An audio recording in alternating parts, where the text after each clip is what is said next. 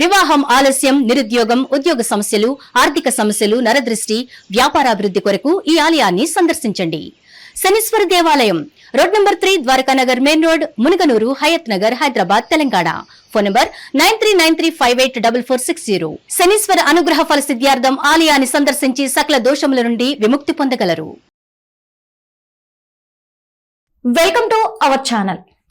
2025 close అవబోతుంది, 2026 మరి start అవబోతుంది.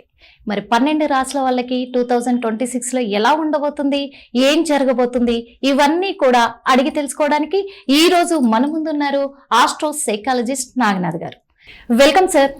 Welcome. Thank you. How are you sir? I'm always the same. అప్పుడు ఒకటే ఇలా ఉంటుంది సార్. మకర రాశి వాళ్ళకి మరి 2026 సంవత్సరము ఎలాంటి ఫలితాలను ఇవ్వబోతుందంటారు? ఎందుకంటే వాళ్ళ ఆశలు హద్దులు దాటాయా, లేకపోతే వాళ్ళ ఆశలు నెరవేరుతాయా అనే ఒక సంకోచంలో ఉండిపోయారు మకర రాశి వాళ్ళు. వాళ్లకు మరి అనుకున్నట్టుగానే వాళ్ళ కోరికలు నెరవేరబోతున్నాయంటారా? వాళ్ళకు శుభ ఫలితాలా, అశుభ ఫలితాలు ఇవ్వబోతుందా 2026 సంవత్సరం? నిర్మల గారు, మకర రాశి వాళ్ళకి ద ఇయర్ ఆఫ్ ఐడెంటిటీ. అంటే వాళ్ళు జీవితకాలం కోరుకునేది ఏంటి? వాళ్ళకు ఒక ఐడెంటిటీ కావాలి. ఐడెంటిటీ కోరుకుంటారు. ఐడెంటిటీలో కూడా వాళ్ళు ఎంపవర్మెంట్ కోరుకుంటారు. అంటే వాళ్ళ పెత్తనం, వాళ్ళు శాసించాలి, వాళ్ళు ప్రపంచాన్ని శాసించాలి అనేటువంటి ఒక బలమైన ఆశావాదంతో ఉంటారు వాళ్ళు. వీళ్ళు ఎంత కఠినమైనటువంటి ఆర్థిక సంక్షోభాల్లో ఉన్నా, వీళ్ళ చుట్టుపక్కల ఒక్క మనిషి కూడా వీళ్ళకి సపోర్ట్ లేకపోయినా వాళ్ళు కాంప్రమైజ్ కారు. మీరు ఎంత కఠినమైనటువంటి జటిలమైనటువంటి ఆర్థిక సంక్షోభాల్లో ఉన్నారు, మీ దగ్గర డబ్బులు కూడా లేవు, కానీ వీళ్ళు మాత్రం వాళ్ళ క్వాలిటీ ఆఫ్ థింకింగ్, వాళ్ళ ఇమాజినేషన్ ఏదైతే ఉంటుందో అది మాత్రం కాంప్రమైజ్ కాదు. సో మకర రాశిలో ఉన్న వాళ్ళకి ఏంటంటే జీవితంలో అనుభవాలే వీళ్ళకి పెద్ద ఒక స్కూల్ ఆఫ్ థాట్ అనొచ్చు వీళ్ళకి. అంటే వీళ్ళ అనుభవాల నుంచే వీళ్ళ జీవితంలో నేర్చుకోవడం, ఎదగడం, ఆ ముందుకు వెళ్ళడం లాంటివన్నీ చేసేది కారణం ఏంటంటే వీళ్ళలో ఊహాత్మకమైనటువంటి శక్తి. అంటే వీళ్ళ ఇమాజినేషన్ ఎంత పవర్ఫుల్ ఉంటుందో వీళ్ళు ఎట్ ద సేమ్ టైం అవతల వాళ్ళతో వ్యవహరించేటప్పుడు, ఒక వ్యవస్థలో ఉన్నప్పుడు, లేకపోతే ఒక సంస్థలో ఉన్నప్పుడు ఆ సిస్టమ్ని, అక్కడ ఉన్నటువంటి ఎంటైర్ సిస్టమ్ని వీళ్ళు ఆలోచించి దాన్ని కంట్రోల్లో పెట్టేటువంటి విల్ పవర్ కూడా వీళ్ళకి ఉంటుంది. సో వాళ్ళు ఈ సంవత్సరంలో వీళ్ళకు ఉన్నటువంటి ప్లానెటరీ పొజిషన్ ఏంటి 2025తో కంపేర్ చేస్తే వీళ్ళకి దీర్ఘకాలంగా ఉండేటువంటి గ్రహాలు ఒక రాశిలో రాహువు, శని, కేతు అండ్ గురువు. ఈ 4 గ్రహాలు 2025 మేలో మారితే 2026లో మారేది ఒక గురుగ్రహమే. అది కూడా మే, జూన్లో గురుగ్రహం మిథునం నుంచి కర్కాటకంలోకి వస్తాడు. సో మిగతా అన్ని గ్రహాలు కూడా ఏ రాశిలో ఉన్నాయో, ముఖ్యంగా ఈ 3 రాశులు అవే రాశులు ఉంటాయి.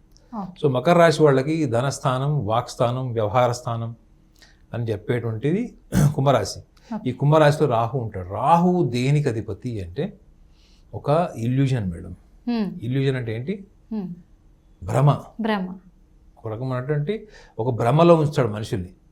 ఈ భ్రమలో ఉంచేటువంటి గ్రహము రాహువు అయితే, కేతువు వీళ్ళకి అష్టమ భావంలో ఒక డిటాచ్మెంట్, ఒక వైరాగ్య ధోరణి కలిగినటువంటి గ్రహము కేతువు. సో వీళ్ళకి ఒక బ్రైటర్ సైడ్ మనం మాట్లాడుకుంటే ఏంటంటే వీళ్ళకి ఈ సంవత్సరంలో వీళ్ళు గతంలో చేసినటువంటి ఇన్వెస్ట్మెంట్స్ కావచ్చు, గతంలో వీళ్ళు సాధించాలనుకున్నటువంటి ఎన్నో రకాల ఇండస్ట్రియల్ ప్లాన్స్ కావచ్చు, అప్రూవల్స్కి రానివి, కొన్ని ప్రాజెక్టులు ఫండమెంటల్ లెవెల్ ఆగిపోయేవి, అలా కొన్ని మనకి మినిస్ట్రీ నుంచి అప్రూవల్ లేనివి ఏవైతే స్తంభింపబడిపోయినాయో అవన్నీ కూడా ఇప్పుడు మళ్ళీ ముందుకు వెళ్ళడం స్టార్ట్ చేస్తాయి. ఏప్రిల్ నుంచి స్టార్ట్ అవుతుంది. సో ఇది వీళ్ళకి first fundamental, the brighter side of the 2026. So these people will start progressing in to 2026. గతంలో ఆల్రెడీ మీరు ఒకవేళ అనొచ్చు, మళ్ళీ ఆల్రెడీ బాగా ఉన్నవాళ్ళు వాళ్ళ పరిస్థితి ఏంటి? వాళ్ళకి ఐడెంటిటీ మేడం. ఐడెంటిటీ ఏంటి? వాళ్ళు కోరుకున్న స్థాయి ఐడెంటిటీ. అది మామూలు ఐడెంటిటీ ఉండదు, నోబెల్ ప్రైజ్ కూడా పనికిరాదు. సో వాళ్ళ ఊహకి ఒక హద్దు ఉండదు మేడం వాడికి. ఏంటంటే వాళ్ళు చాలా హై లెవెల్ ఇమాజినేషన్, ప్రపంచంలో ఎవ్వరు సృష్టించింది నేను సృష్టించాలి అన్నట్టు ఒక బలమైనటువంటి మొండితనం కూడా ఉంటుంది వీళ్ళకి. కానీ ఆ స్థాయికి వాళ్ళు వర్క్ చేస్తారు మేడం. ఆ స్థాయికి ప్రణాళికలు వేస్తారు. ఆ ప్రణాళికలు వేసేటప్పుడు చాలా నిజాయితీగా ఉంటారు. వాళ్ళకు వాళ్ళు అబద్ధం చెప్పుకొని ఒక సూడో ఎమోషన్స్ని కూడా వాళ్ళు ఎంటర్టైన్ చేయరు. ఒక మకర రాశిలో ఉన్న అమ్మాయిని కానీ అబ్బాయిని కానీ మీరు పొగిడినప్పుడు వాళ్ళు ఆనందంగా ఫీల్ అవుతారు, రిసీవ్ చేసుకుంటారు. తర్వాత వాళ్ళు అందులో మీరు ఎంతవరకు ఫ్లటరీ ఉంది, ఎంతవరకు జెన్యున్ కామెంట్ ఉంది, ఎంతవరకు అందులో లాజిక్ అది యాప్ట్ నాకు సూట్ అవుతుంది అన్నది మాత్రంలో వాళ్ళు మొత్తం దాన్ని ఫిల్టర్ చేసి అది ఎంత అవసరం అంత తీసుకుంటారు, మిగతా తీసుకోరు వాళ్ళు. So these people especially Makar రాశిలో పుట్టిన వాళ్ళకి తృతీయ భావంలో వాళ్ళకి శని ఉంటాడు. సో వీళ్ళకి గతంలో వీళ్ళ ఫ్యామిలీ డిస్ప్యూట్స్ ఏవైతున్నాయో, అన్నదమ్ములు అక్కజళ్ళు, తల్లిదండ్రులకు ముఖ్యంగా తల్లిదండ్రులకు సంబంధించిన విషయాల్లో ఏవైతే వీళ్ళకి అపార్థాలు ఉన్నాయో అవి ఈ సంవత్సరంలో వీళ్ళకి తొలగిపోయే ఛాన్స్ కూడా ప్రైడ్ ఉంటుంది. మకర రాశి వాళ్ళు సొసైటీలో ఎంత ఐడెంటిటీ ఇష్టపడతారో ఫ్యామిలీలో కూడా అంత ఐడెంటిటీ ఇష్టపడతారు. వృశ్చిక రాశి వాళ్ళ తర్వాత అంత బలంగా ఈ రెండు ఎమోషన్స్కి ఎక్కువ ప్రయారిటీ ఇచ్చేవాళ్ళు మకర రాశి వాళ్ళు. So they want equal respect, empowerment in society, in the family as well as. So ఇది వీళ్ళకి ఈ సంవత్సరంలో చాలా చాలా బ్రైటర్ షేడ్ అనమాట, చాలా మంచి విషయం అని చెప్పచ్చు. ఎట్ ద సేమ్ టైం వీళ్ళ హారోస్కోప్లో కూడా అష్టమ భావంలో ఈ సంవత్సరం అంతా కూడా కేతు ఉంటాడు. సో భాగస్వామి వైఫల్యము, భాగస్వామి ఇప్పుడు ఇందులో రెండు రకాలు ఉంటుంది. ఒకటేమో భాగస్వామి ఆల్రెడీ డిస్ప్యూట్స్లో ఉండి రిలేషన్స్ దెబ్బతిన్న వాళ్ళు ఒకళ్ళైతే, ఆల్రెడీ ఇప్పుడు కొన్ని రిలేషన్స్లో కూడా వాళ్ళకి అండర్స్టాండింగ్ లేకపోవడం, ఈగో ప్రాబ్లమ్స్ రావడం, సెల్ఫ్ మేనేజ్మెంట్ ఇష్యూస్ కావచ్చు, ఫైనాన్షియల్ మ్యాటర్స్ కూడా కావచ్చు, వీటికి సంబంధించింది ఒకటి. ఈ రెండిట్లో వీళ్ళు ఆల్రెడీ డిస్ప్యూట్ రిలేషన్స్ని వదిలేస్తారు. అర్థమేనండి, డిస్ప్యూటెడ్ ఉన్న రిలేషన్స్ వదిలేస్తారు, కొత్త రిలేషన్స్కి వెళ్తారు. కొత్త రిలేషన్స్లో అవసరమైతే రీకన్స్ట్రక్ట్ చేసుకుంటారు తప్ప ఆల్రెడీ ఉన్న 7 ఏళ్ళ నుంచి సమస్యలు ఉన్నాయి, 15 ఏళ్ళ నుంచి సమస్యలు ఉన్నాయి. నేను మీకు ఇందాక కూడా చెప్పాను, 40 ఏళ్ళ నుంచి 50 ఏళ్ళ వాళ్ళు ఈ సంవత్సరంలో విపరీతంగా విడాకులకు వెళ్తారు. ఓకే, సో మకర రాశిలో పుట్టిన వాళ్ళు కూడా దీర్ఘకాలంగా ఉన్నటువంటి సమస్యలకి శాశ్వత పరిష్కారం ఎంచుకునేది కూడా 2026లోనే.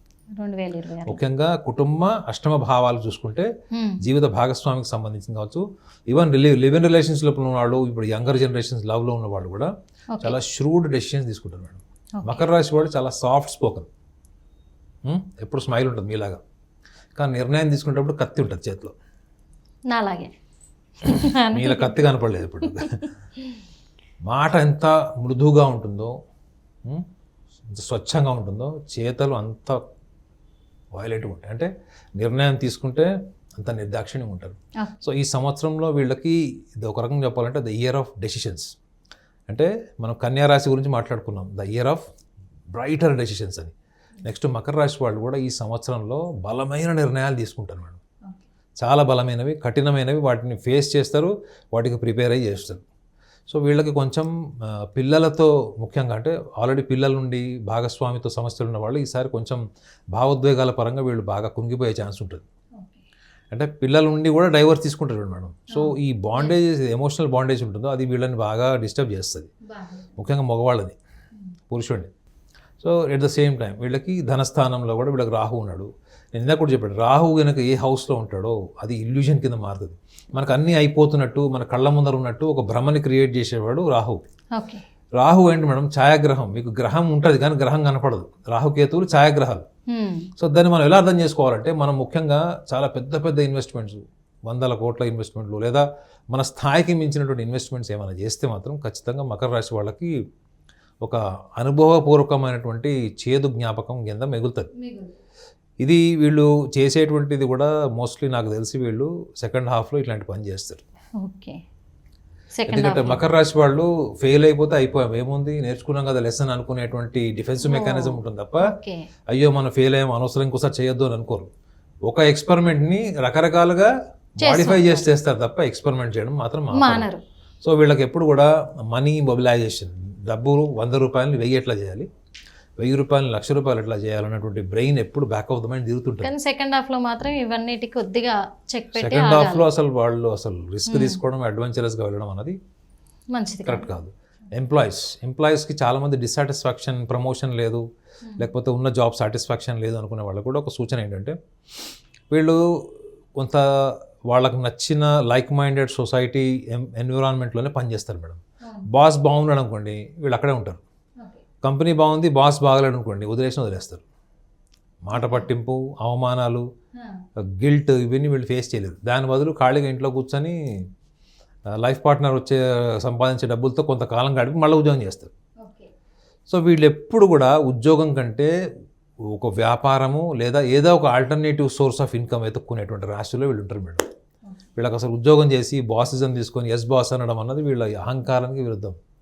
సో ఈ సంవత్సరంలో ఖచ్చితంగా ఈ ఈగో మేనేజ్మెంట్ అనేది వీళ్ళు చేయాల్సిందే. ఎందుకంటే వీళ్ళకి ఈ సంవత్సరంలో వచ్చేటువంటిది గొప్ప social identity and family identity, even వాళ్ళ ఎన్విరాన్మెంట్ సర్కిల్, ఫ్రెండ్స్లో, ఆర్గనైజేషన్స్లో కూడా వీళ్ళకి ఉన్నతమైన గుర్తింపు వస్తుంది.